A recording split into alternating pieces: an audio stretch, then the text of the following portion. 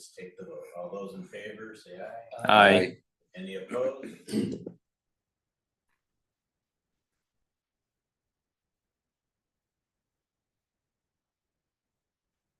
Regional Mobility and Accessibility Plan RMAP update, and I turn that back to staff again. All right.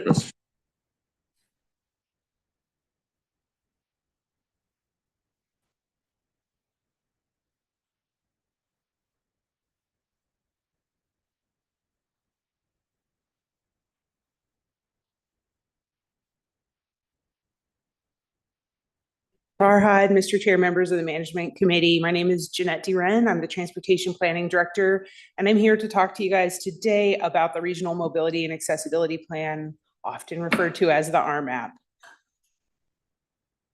Let's see if I can get this guy to go. Crystal, can you? What am I doing here? There we go. Okay. So many of you are familiar with the project, but I'll go ahead and go through some of the basics of the long range plan just to familiarize yourselves. If you have any questions, just let me know. Our long range plan is, it first and foremost is a federal requirement. So we go through this process every 4 years to update our long range plan. The project has a 30-year planning horizon. And it is required in order for us to program funds in our TIPs. So projects that will receive funding, regional funds, need to be in the RMAP first, and then they'll go into the TIP for funding. Our long range plan is multimodal. It's performance-based, which I'll explain later in the presentation.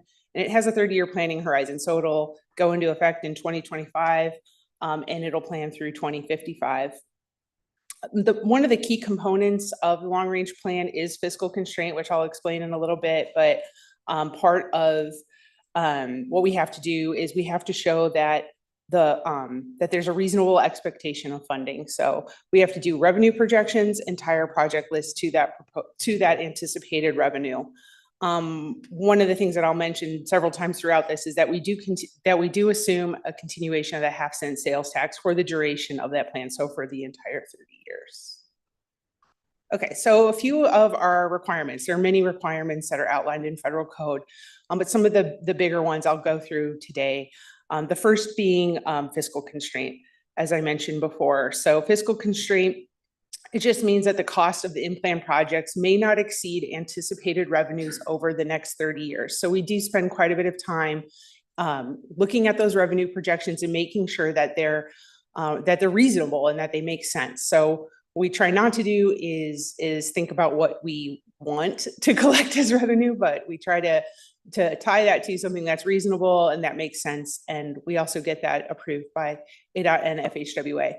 There's also environmental components, mainly our air quality conformity and a public engagement requirement. So interestingly enough, for public engagement, the way the US code reads is it says, each metropolitan planning organization shall provide a reasonable opportunity to comment on the transportation plan. Found that really interesting because it's about as vague as it gets, a reasonable opportunity. So anyway, when you dive in a little deeper, it just talks about holding public meetings that are in convenient locations for folks to attend, employing visualization techniques that describe the plan, as well as making information available to the public. So it leaves a lot open to interpretation, but we did go through an extensive public engagement process, which I'll explain later in the presentation. I know this remote wants to work. Crystal, can you advance this slide? Okay, there we go. So as I said, we did use a new methodology for our revenue forecasting. And mainly what we did was we aligned the way we're forecasting revenue for the long range plan with the way ADOT forecasts the revenue. So ADOT has a group of economists on staff. And so we decided to use their methodology and make sure that we're just aligning with how they're doing things. So we forecast revenue for all of our different sources, for our federal funds, our federal grants, our state HERF and VLT, our local sources. So on the table on the right, you can see what our different forecasted revenue numbers are for all those different funding sources. But I did want to point out the local budgets. So the local budgets is always been kind of a an art, right? So we're only looking at local contributions that are going towards regional projects. So these are the funds that you would spend on the big projects that are named in the long range plan. What it's not is it's not reflecting your operations and maintenance costs. But because pavement is a big component of the long range plan, and we see that throughout the public outreach process, that folks want to see our roadway conditions improve, we did want to make sure that in the plan we are reflecting that the contributions that you guys are making for pavement. So that number, the dollar amount that you guys are spending on pavement is not part of that line item local budgets, but we did capture that in the document so that that the community can see the magnitude of those investments that you guys are making. There is $430 million of roadway rehabilitation money that is shown in the plan, and that is reflected in what the discussions that have been happening in the RTA Next conversations. Important to note, though, that those roadway, those pavement dollars that you guys are spending out of your local budgets, they do not need to be in the long range plan. Okay, RTA Next. So the finance plan does assume the continuation of the half-cent sales tax throughout the entire duration of the 30-year plan. And because of that, we did include all the current RTA projects and the RTA Next projects. We also made sure that the categorical spending that has been discussed in the RTA Next plan is reflected in the long range plan as well. Okay, so the plan summary. This is really just to explain to you guys where the projects came from. Most importantly, they came from the jurisdictions. They came from our TPC members and from this committee. Folks brought their project list forward, and we started to build the plan off of those requests. So those are projects that are going to come from your CIPs, your own long range plans, Move Tucson, different master plans and comprehensive plans that have been approved through your governing bodies. But given those reasonable expectations of funding, we can't just put all those projects in the plan. We would all like to see every one of those projects, I'm sure, but it's just not reasonable to expect that we'll have enough funding over the 30 years to put all those projects in. So where we start with the RTA projects, and then we also include all the projects that are currently funded in the TIP. So as I mentioned earlier, to do the planning to programming process, projects have to start and originate in the long range plan to be funded in the TIP. So we want to make sure that all the projects that are already in there, of course, continue forward. That also includes projects that are currently under construction. So you got regional funds going into projects that are being built right now. They're included in the plan right out of the gate. Jurisdiction priorities. So these are oftentimes projects that already have funding identified. So if you have a grant or if you're applying impact fees towards a project, those are in the long range plan. And of course, our existing transit service. In the plan, this time, there were some new things added. Of course, the RTA Next projects. ADOT had some updates to their CIP, and those projects were included. The city's high capacity transit, that was included. Expanded investments in active transportation. That was a priority that came out of several different planning efforts. So we wanted to make sure there was adequate categorical funding for those elements. That would be, your bike and pedestrian improvements. And then there was also funds put in there for expansions to transit services. We also wanted to make sure that categorical spending was reflected in the plan as well. And so you'll see many different categories that cover a variety of different elements. So this graphic kind of shows what that mixture was that went into the in-plan project list. Your roadway projects, these are your capacity and modernization projects. So anything from, adding a bike lane and putting in new signal technology to a traffic interchange or a big capital project. Your bike and ped projects, including intersections and safety crossings, transit, increased services, upgrades to the transit fleet and the high capacity transit. And so those are the types of projects that fed into that fiscally constrained amount. So our budget for the list was 16.2 billion. You'll hear that throughout. So all of our projects couldn't exceed that reasonable expectation of funding at 16.2 billion. What wasn't included is what we call the reserve list. So that's everything else that was brought forward as a project, but didn't fall under that 16.2 billion. There were 240 of those projects totaling $28 billion. And so those were not included in the in-plan cost. This is just a quick summary of the in-plan list, 170 projects, not including aviation projects, which are dealt with separately, but it does include a mix of all different types of projects: capacity, modernization, active transportation, safety, environmental mitigation, and of course, some pavement like I discussed earlier. The map shows where the named projects are located, so you can see they're located, they're spread out throughout the region. Okay, back to the public engagement. We did conduct a survey last summer. We had nearly 4,500 participants. And just to give you a little context, last time we did a long range plan survey was back in 2016, and we had 1,100 participants. So we're really happy with the outcome, and we're very satisfied with all the help we received from your jurisdictions, as well as from our committee members. We also, in addition to putting out the survey tool, we also held 10 in-person engagement events specifically to reach out to some folks that might not have had access to the survey tool or had the ability to take an online survey. This graphic just shows the landing page for the survey. So it was conducted online through a company called MetroQuest, and this is sort of the landing page. When someone clicked on the link, it looked like this. Some of the identified priorities, as I said earlier, improving roadway conditions was a main priority, as well as reducing traffic congestion, improvements in roadway and intersection safety. These three, I don't think it's news to anybody that those are always priorities that we see throughout the region. But I did want to point out that when folks did talk about their where they would like to see funding allocations go, they did reflect that these same three things. So not only did people say that these were their priorities, but they also wanted the funding to align with those priorities. Yeah. Real quick question. I'm curious how these priorities compare to, I actually already know the answer, but it seems that these priorities somewhat, I don't want to say conflict, but aren't congruent with the priorities that were identified by people who took the survey for the RTA Next plan. So when you talk about reduced traffic congestion, was there anything more specific about how people expected that to happen? Widening roads, getting more people to take transit? Because the number one priority from the RTA Next surveys was animal linkage. And that's much different. I mean, we don't see that here. So I'm just kind of curious, the two surveys, we surveyed completely different people, or how did we get here, and how do we reconcile that? Yeah, that's a great question. Thank you.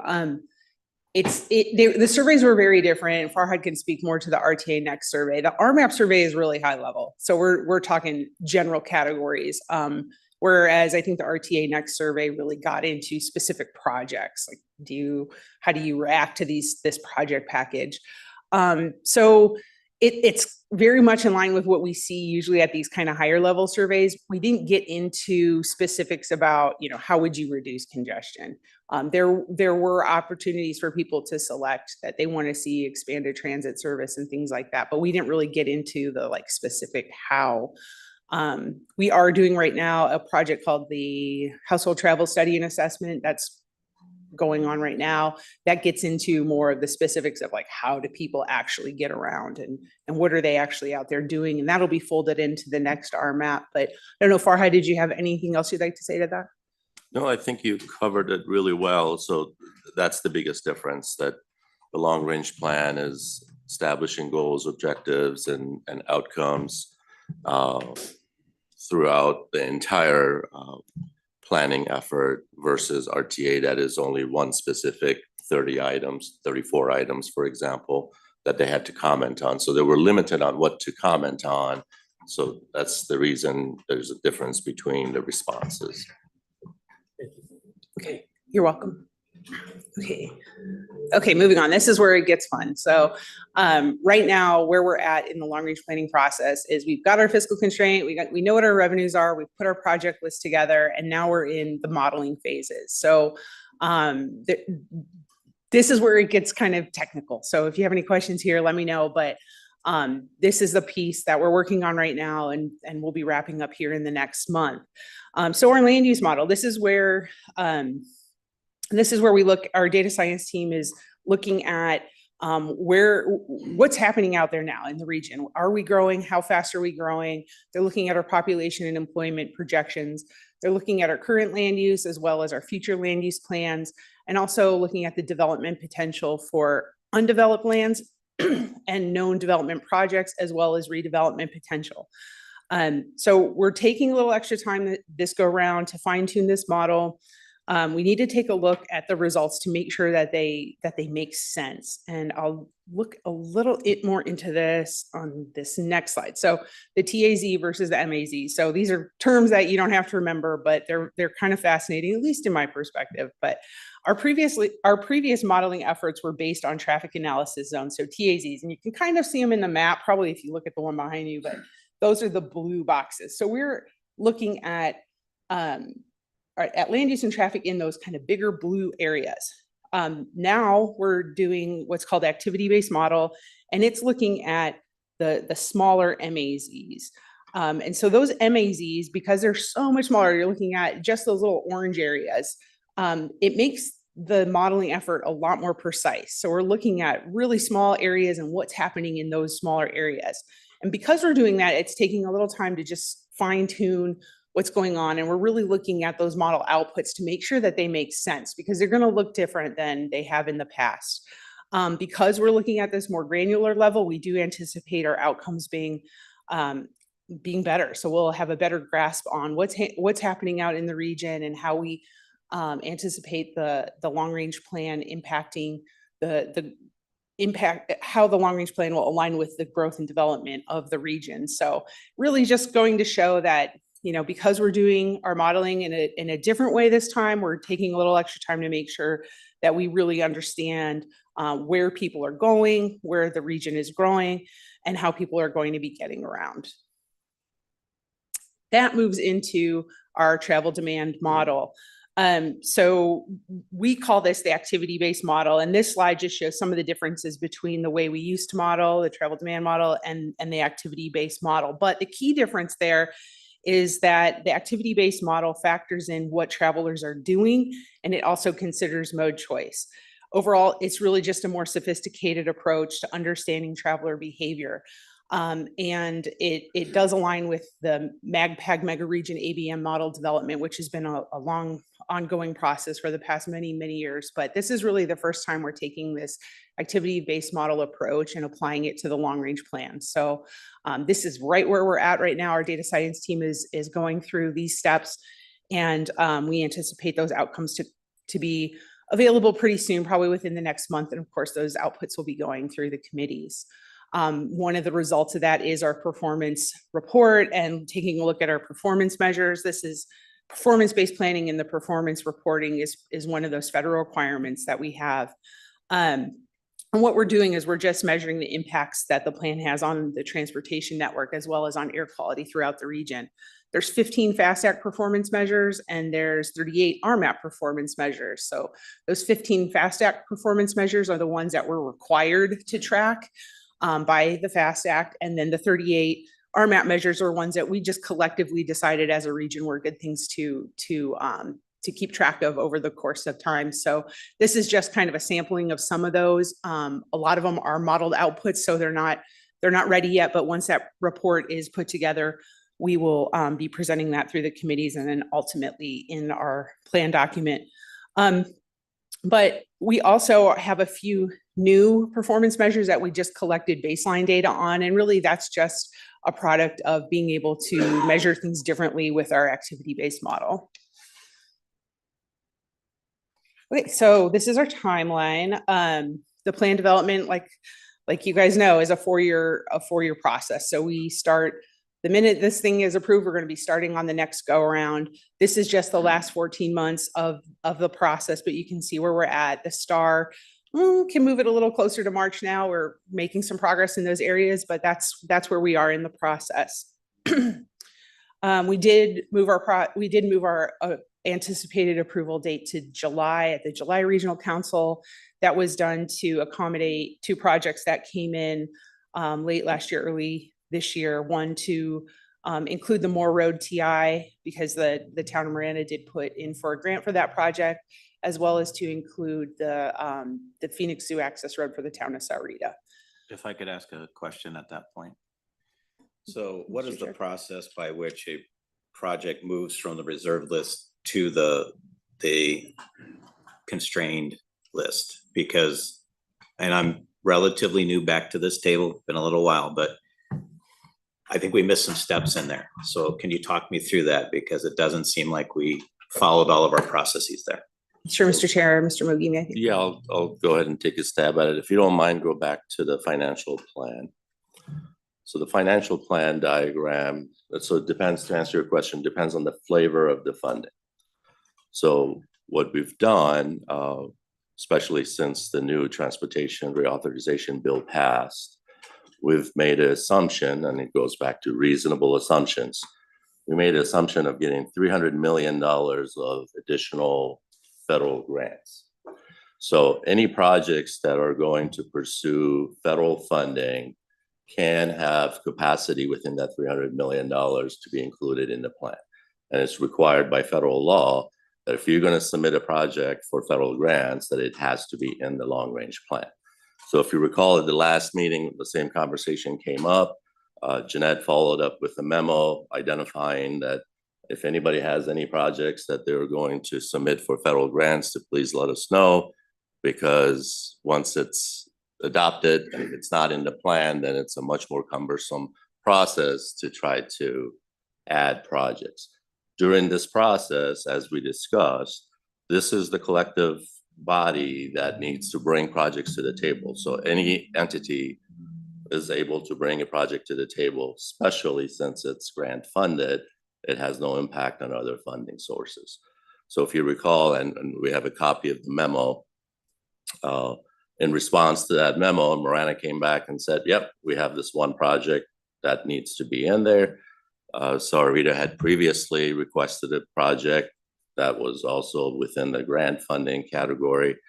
I believe Pima County had one that was included. City of Tucson had one that was included. So $300 million of grant funding, in my opinion, is very optimistic, but that's good because we want it included in here. If it's not included, then it makes it more difficult for anybody to pursue those grant funding projects. So that leads me to a couple follow-up questions. Since you're on this slide, this is the perfect place for this.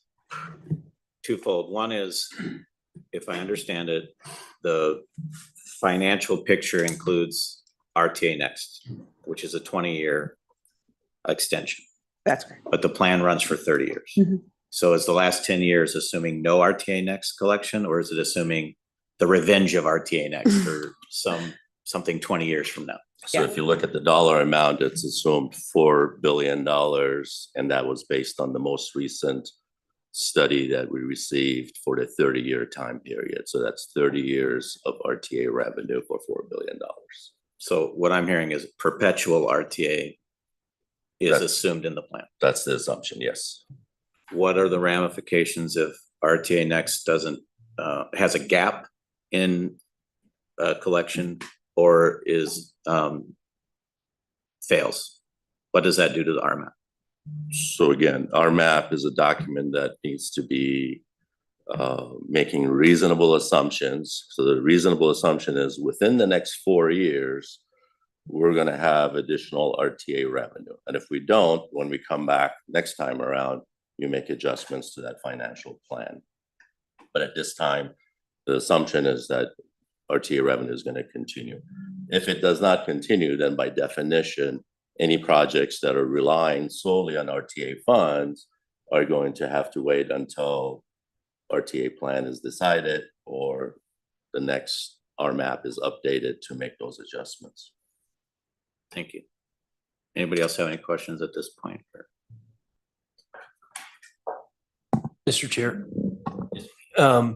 So I just want to point out, because I know this has become a question not only here today, but it became a question at the regional council meeting.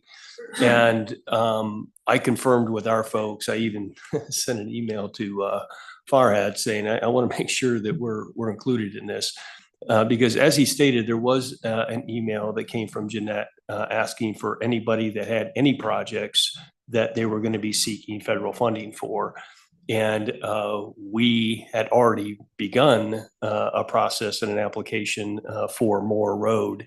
And so our Public Works Director, Fausto Burrell, sent an email requesting it. So I believe that we followed the process. The request came from the PAG staff and RTA staff, and I believe that we followed the process. So I think, I'm not speaking for Salarita, but it seems like there was an invitation to add projects, and that was received and responded to. And I guess I'm getting a little bit confused about why this continues to be raised as an issue. So, I mean, if it's just curiosity, I get it, but I believe we followed the process. I can answer the question of why I brought it up today is I don't understand the role of the TMC in this, because it seemed to have not come through the TMC to move from the reserve list to the project list. So that's my process question, is the TMC appears to have a role in approving a project list as indicated by what transpired leading up to the initial RMAP list. And then I understand staff made a request for additional projects. I don't know that went through the TMC on its way. Yeah, so be happy to answer that. Again, this is supposed to be a one-on-one coordination between individual entities and PAG staff to ensure all projects are being considered. And especially because of the flavor of the money being competitive grants, any and all projects are welcome to be included with the assumption it's coming from that line item. So I'm going to clarify. Any jurisdiction that has a project that's grant funded can have it added to the RMAP regardless. Yes, and everybody's already submitted what they believe they're going to pursue for grants. Another thing that's unique this go around was that earmarks have gone away. With the IIJA, they started introducing earmarks again, and earmarks are going through congressional offices, submitting those smaller projects. First thing we heard from federal agencies was, well, we're getting these requests for projects that are not in your long range plan. Make sure you include those in your long range plan, because next time you submit for a congressional funding, if it's not in the RMAP, they're going to push it back. So that's another effort to make sure. And that's why the email went out, to please make sure if you plan to submit anything within the next 5 years, to make sure it's in the plan.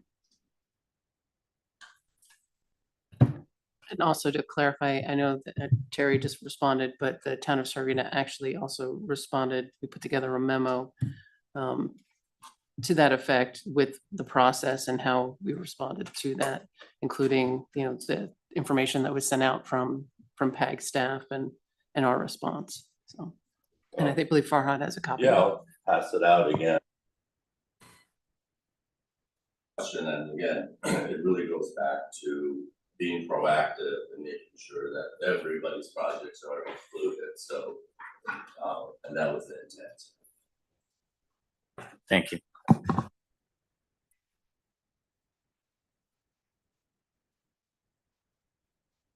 I was just on my last slide, which is our timeline slide. So as I just mentioned, we are looking at a summer approval by the regional council. It will go through another round of outreach and public comment. But right now we're just wrapping up those technical pieces that the land use and activity-based model, and of course our performance report. So those will be the interesting, more technical pieces that come before these committees here in the next couple months. I did just want to point out that we're really appreciative of our working groups, of our Transportation Planning Committee and our RMAP working group, which was comprised of different members of your DOT staffs that are familiar with your plans and what's going on in your individual jurisdictions. Collectively, they met about 20 times over the past year. And so there was a lot of opportunity for input, but we did do our best to make sure that everybody's priority projects were in there, as well as projects that you guys think are going to happen in the first 10 years of that 30-year plan.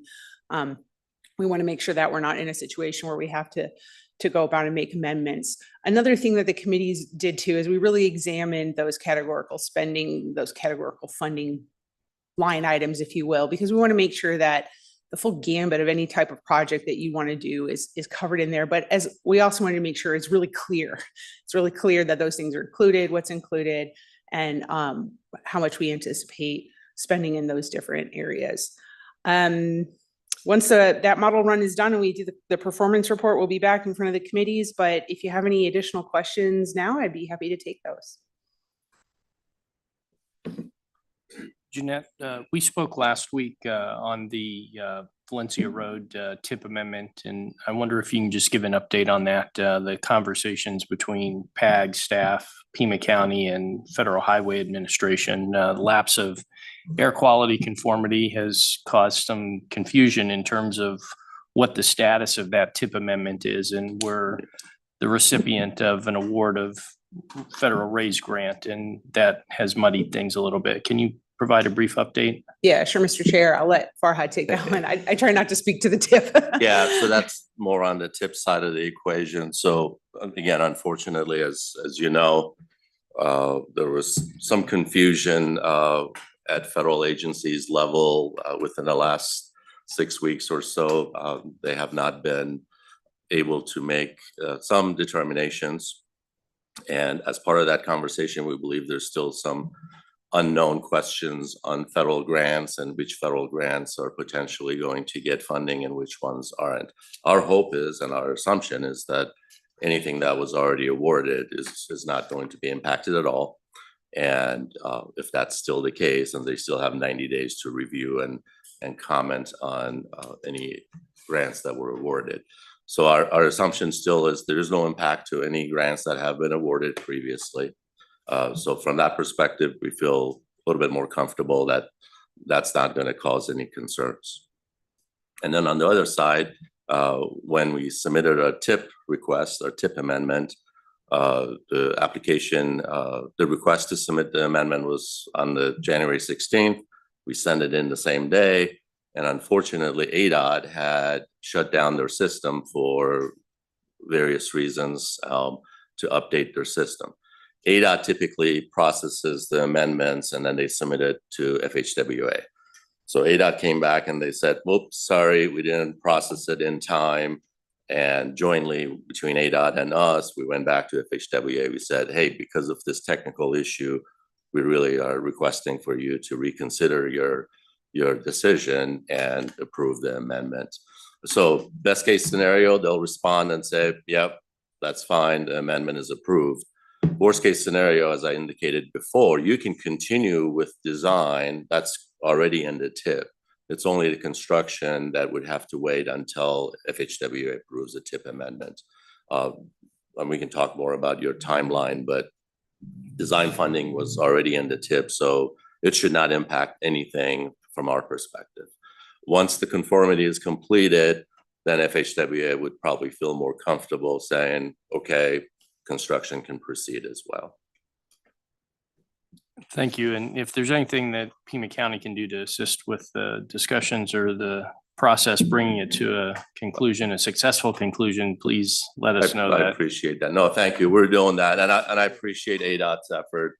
So obviously the district, it wasn't as involved, but the finance department and the programming and the planning department from ADOT have been very helpful, supportive of asking FHWA to make the right decision.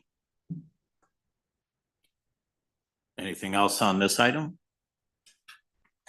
You don't need any action on this item. No, this is just for information. Again, as Jeanette mentioned, we hope to take it through the final stages here and have it adopted by July. And any assistance from any of you would be appreciated to educate people about the difference between RMAP and RTA. They're two different things.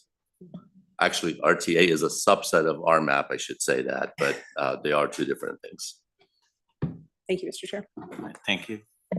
And thank you for your grace. I also know TPC and TMC are different things. I think I was saying TMC and I meant TPC. All right, item 4, regional transportation revenues update. All right, Mr. Chair and members of the committee, again, this item is ongoing update on the status of revenues and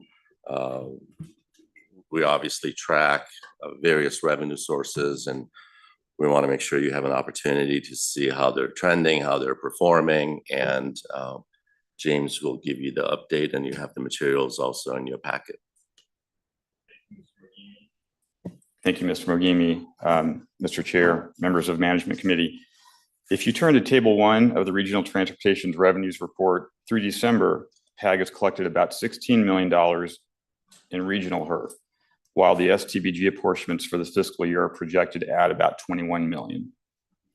In Table 3 and Figure 1, you'll see that more than $87 million in HERF and vehicle license tax was collected across the region. As mentioned, PAG collected about $16 million, while the remaining amount was distributed to jurisdictions across the region. The combination of direct HERF distributions and regional HERF 12.6 revenues showed a more than 2% increase year over year and a nearly 4.5% increase compared to the 5-year average. Table 4 shows HERF 12.6 in detail. Through December, we collected $16 million, which is almost 17 more than the ADOT official forecast. Reporting of actuals was delayed in November and December of FY24, affecting year-to-year comparison at this stage of the fiscal year. Table 5 shows HERF 2.6 with stronger than expected collections totaling nearly $3.6 million through December.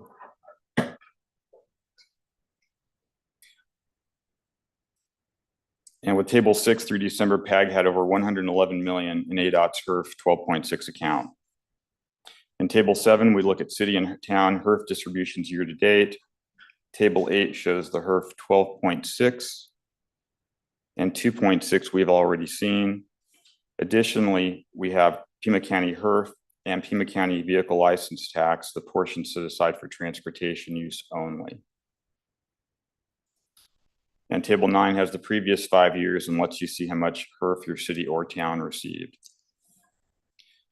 Table 10 shows us gallons of gas sold in Pima County through various fiscal years. Keep in mind that the amounts shown are for the same year-to-date period during the previous 4 fiscal years. We normally see about 13%, and through December, we were just under 13% for the fiscal year. And in Table 11, over $61 million has been collected in TPT through December, trending slightly lower than the adopted budget, while showing a slight increase from the same period last year. So I'm happy to address any questions. Thank you. Any questions? All right. Thank you. Thank you. Anything else you need All for today? right, no, thank you. And again, so I think it's important to keep track of revenue sources and continue to have the conversation. I know Oro Valley had several questions for us, but they're not here today. So potentially we'll follow up with an email with responses to their questions and follow up with you as well. With that, we stand adjourned.